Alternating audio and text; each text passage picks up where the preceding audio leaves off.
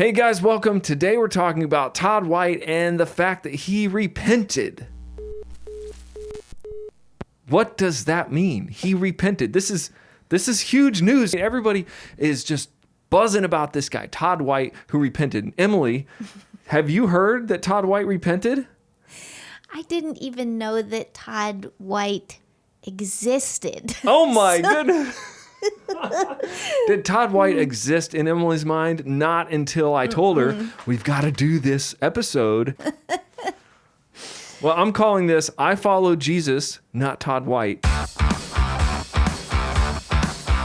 I am glad that Todd White repented, and I'm trying to figure out what he repented for. I'm trying to read this. I've been a Christian a pretty good long time, like 20 years. And I guess I've heard of Todd White. Actually, you know what? I saw Todd White preaching in front of this like Slayer concert or some kind of Slayer, like Sorry, I don't know Slayer either. Oh. I am really out of the loop.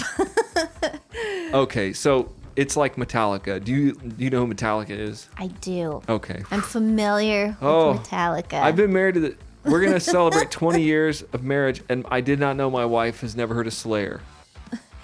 Are you saying Slayer? Yeah, like the band Slayer. Slayer I have heard of. Oh, Slayer. What do you think I was saying? Solaire. Solaire, okay. All right. All right. Crisis averted.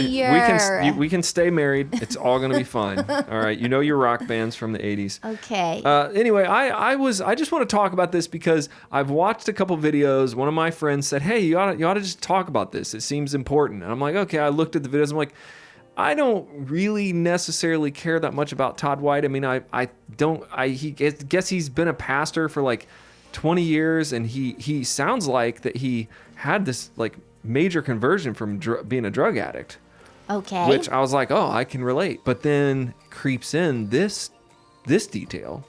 I guess if you really get into the web interwebs and really learn about Todd White, I guess he preaches about stuff that's, I guess people think it's wrong, or like it's a prosperity doctrine or something, like, hey, come get saved and then give me money and then you'll have a whole bunch of cool stuff happen to you in your life.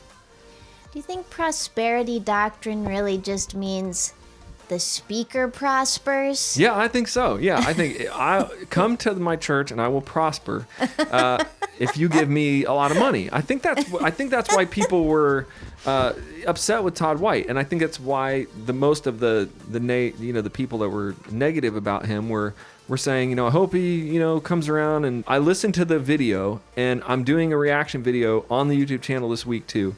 I'm going to listen to it with you.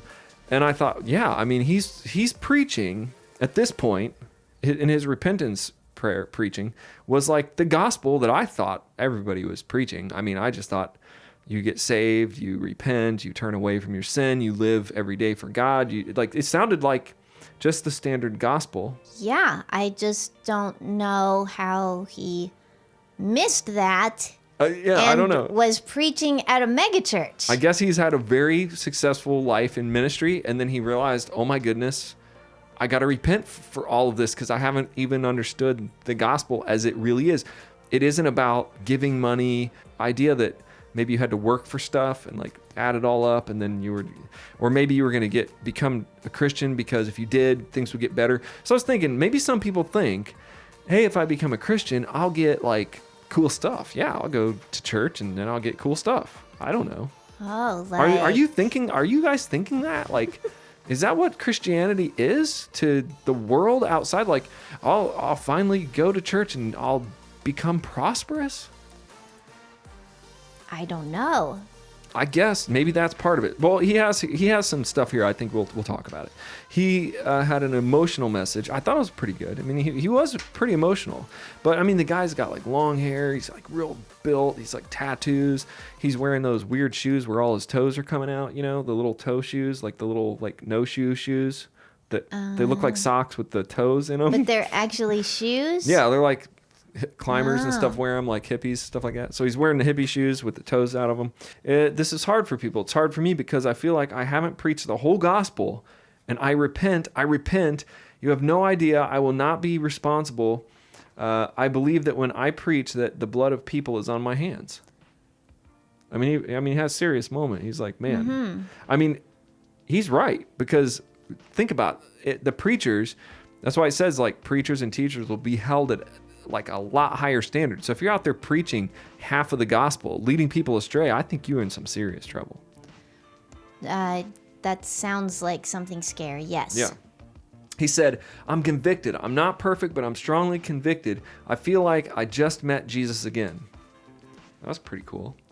There's just this rekindling thing inside of me. This has been the hardest season of my life. I'm like, Lord, what are you doing? He said, I'm pruning every branch that you have. I'm like, it's not okay. It hurts. So White says, we have to know we've all sinned against God. Again, this is on YouTube. If you just type it in, you'll see it.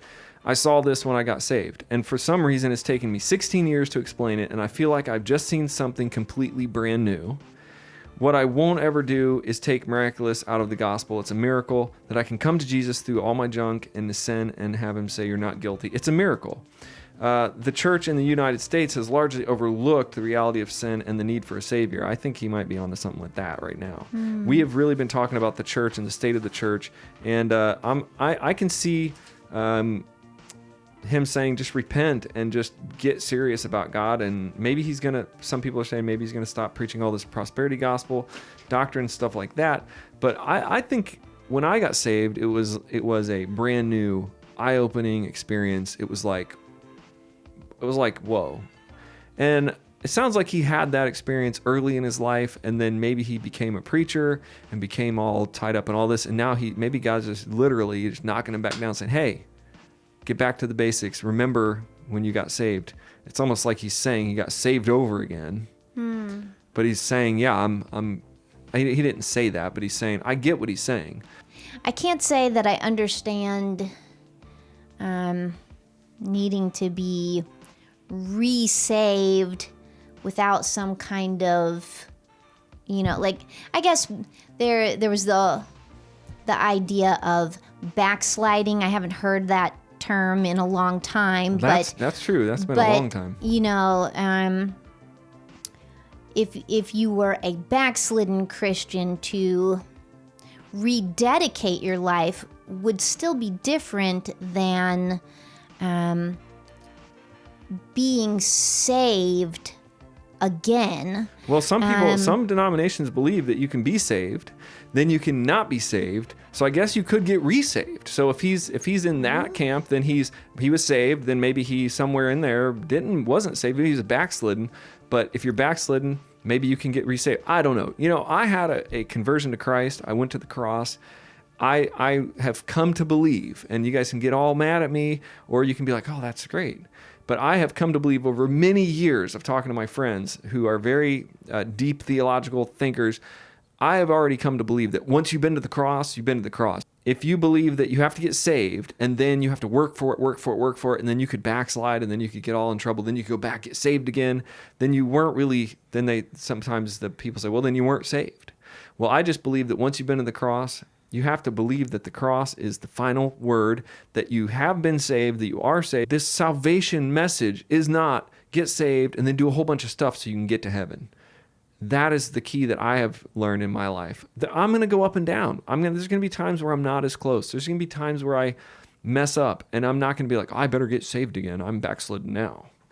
It's a relationship. It's like, and I think that's what I've learned. I'm not going to say on this video, I believe in once saved, always saved, or I believe in backsliding, or I believe you can die and be saved and then go to hell. I just, figure it out, people. Read the Bible.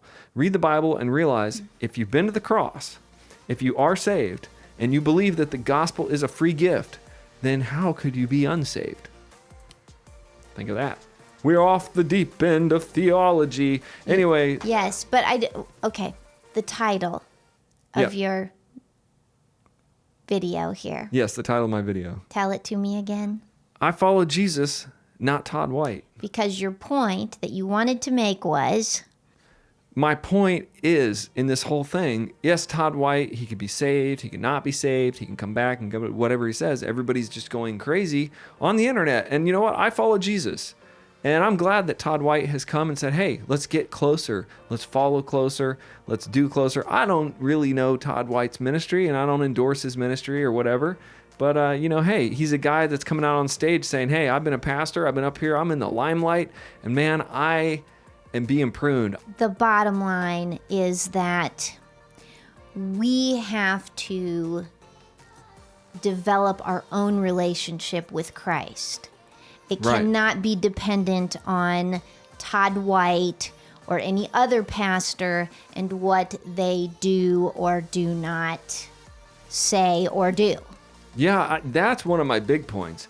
As I was talking to my friend, he was like, hey, you should do this. I'm like, I don't know if I really want to do that. But then I realized we follow a lot of people. There's a lot of pastors. There's a lot of people on YouTube. There's a lot of books out. Everybody's making up their own stuff. And I was like, honestly, I don't care what Todd White says today or tomorrow. I follow Jesus Christ. I follow the Bible. I'm going to read it for myself. We can't go around putting our trust in people like Todd White. Imagine this. He's been preaching at a megachurch for all these years, and now he's finally going, hey, I've seen the light. I want to change this.